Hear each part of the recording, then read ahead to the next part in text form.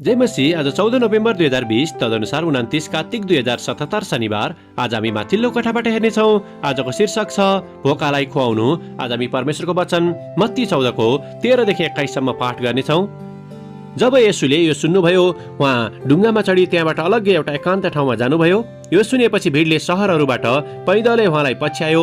किनार पुगेर त्यस ठुलो भिडलाई देखि उहाँले तिनीहरूलाई टिठ्याउनु भयो र तिनीहरूका बिरामीहरूलाई निको पारिदिनु भयो। साँझ परेपछि चेलाहरू यसो भन्दै उहाँ कहाँ आए, यो निर्जन ठाउँ छ र दिन ढलिसक्यो, भिडलाई बिदा दिनुहोस् र यिनीहरूले गाउँ गाउँमा गएर आफ्ना लागि खानेकुरा किनुन्। तर येशूले तिनीहरूलाई भन्नुभयो, तिनीहरूलाई जानु आवश्यक छैन, तिमीहरूले नै यिनीहरूलाई खान देऊ। तिनीहरूले उहाँलाई भने, यहाँ हामीहरूसित 5 रोटी र 2 माछा मात्र छन्। तब उहाँले भन्नुभयो, ती म कहाँ ल्याओ? उहाँले भिडलाई घाँसमा बस्ने आज्ञा दिनुभयो र ती 5 रोटी र 2 माछालाई लिएर स्वर्गतिर हेरी परमेश्वरलाई धन्यवाद दिनुभयो र रोटीहरू भाँचेर चेलाहरूलाई दिनुभयो र चेलाहरूले मानिसहरूलाई दिए। ती सबैले खाएर तृप्त भएर उब्रिएका टुक्राहरू तिनीहरूले 12 डालाभरि उठाए। स्त्रीहरू र केटाकेटीहरू बाहेक खानेहरू प्राय 5000 पुरुषहरू थिए। आमेन। मत्ती 14 को 18 र 20 लाई लेखक यहाँ जोड दिनुहुन्छ। तब उहाँले भन्नुभयो, ती म कहाँ ल्याओ? ती सबैले खाएर तृप्त भए। आमेन। लेखक आफ्नो अनुभव र विचारलाई यहाँ यसरी प्रस्तुत गर्नुहुन्छ। मेरी श्रीमती दक्षिण इन्डियानामा हुर्केकी हुन्। उनकी आमा मिरियम एउटा शिक्षक र घर गृहिणी थिइन् र उनका बुवा हेनरी एउटा किसान र स्थानीय हुलाकी थिए। त्यस समय उनीहरूको राम्रो घर अघि रेलगाडी गुड्दथ्यो।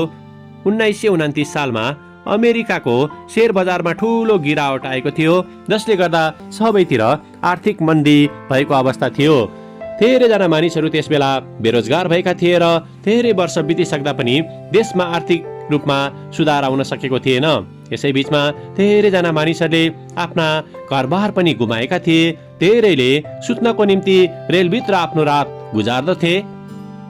कति आफ्नो गाडीभित्र नै सुत्दथे र जहाँ खाना भेटिन्छ त्यहाँ पुगेर खाने गर्दथे।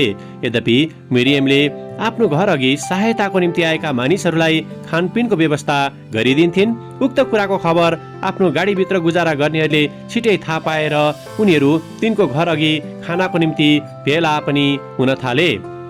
मिरियमले आफ्नो जीवन वचन अनुसार जिएकी थिइन्। भोकाहरूलाई म कहाँ ल्याओ, म तिनीहरूलाई खुवाउनेछु। मिरियमको उक्त कथाले मलाई येशू ख्रिस्टले 5000 लाई खुवाउनु भएको सन्दर्भको सम्झना दिदछ।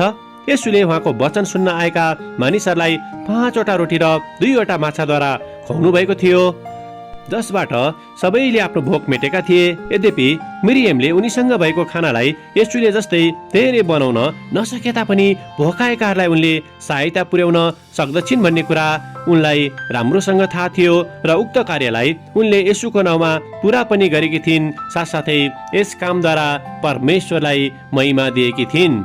आमेन। आजको विचार, भोकाएकाहरूलाई कसरी सहायता गर्नको निम्ति परमेश्वरले मलाई बोलावट दिइरहनु भएको छ। प्रार्थना। प्यारो प्रभु, अन्य मानिसहरूलाई वास्ता गर्ने मानिसहरूको निम्ति धन्यवाद। अरूहरूलाई सेवा पुर्याउने अवसरहरूमा हामीलाई काम गर्नको निम्ति सहायता गर्नुहोस्, येशूको नाउँमा। आमेन। आजको लेखक चार्ल्स सेथ, हवाई, अमेरिका। आजको प्रार्थनाको विषय, खाने कुरा बाँड्ने सङ्घ संस्था र व्यक्तिहरूको निम्ति।